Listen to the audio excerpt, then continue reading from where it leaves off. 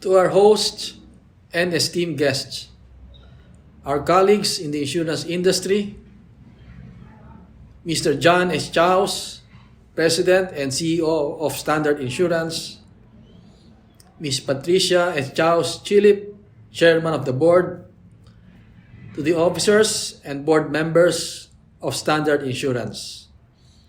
A wonderful evening to all of you. It is an understatement, to say the least, that 2020 has been a challenging year. The very first month of the year has been marked with the eruption of the Taal volcano, in which our citizens living near the vicinities of Taal and Batangas were greatly affected.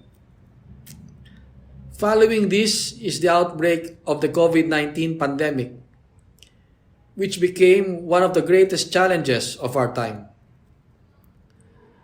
Who would have thought that a small virus, not even visible to the naked eye, will turn our world upside down and change the way we live our lives?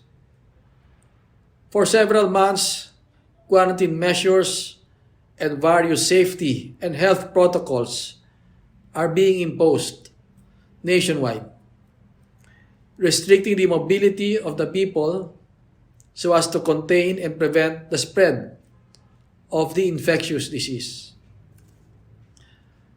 As if these challenges were not enough, just recently, several typhoons battered our country, affecting our countrymen in the Bicol and Cagayan regions, and even here in Metro Manila. Families were displaced and forced to stay in evacuation centers as the torrential rains submerged their houses into flood. With such predicaments and calamities our country had faced this year, it seems difficult to find something we should be thankful for. But let us not lose hope. The fact that we are able to participate in tonight's celebration in good health is something we should all be grateful for. Gratitude comes a long way. Appreciating the small things and the blessings we have today helps us to stay calm and optimistic, and it inspires us to lend a hand to those who are less fortunate. One thing I've been grateful for is the continuous efforts and cooperation among our regulated entities in the insurance industry. While it is true that our current predicament has had an adverse effect on the performance of the industry, I am still hopeful that together we can make it through.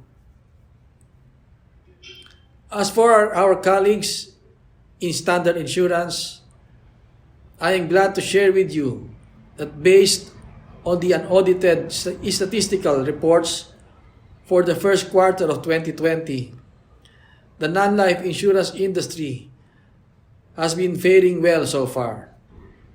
Although there is a significant decrease in the total net income of the industry as compared to the same period of last year, the remaining key indicators such as the loss, premium written, assets and investments among others still reflected positive growth. For the first quarter of 2020, the non-life sector has recorded a total net premium amount amounting to 14.4 billion pesos, reflecting a 7% increase as compared to the net premiums recorded in the same period last year. The total assets also climbed by 15%, amounting to 269 billion pesos. On the same note, the total investments of the non-life insurance industry has increased by 12.81%, accounting to a total 116 billion pesos. This is one thing we should all be grateful for. This is a reflection of our collaborated efforts to raise and uphold the industry despite the economic and health crisis we've had in the recent months. Despite the challenges this year, may we all find time to cherish and celebrate this season with our families and loved ones. May the spirit of giving be alive in our hearts and inspire us to extend our help to those afflicted by the recent typhoons. Nevertheless, it is the season of giving and a time to be hopeful. May we all find a spark of hope in our hearts and look forward for a better, brighter year to come. A year that will hail a period of recovery for all of us. To Standard Insurance, thank you for inviting me to partake in tonight's event. Let us have a safe and meaningful celebration of your Broker's Night and Christmas celebration. Thank you to all of you.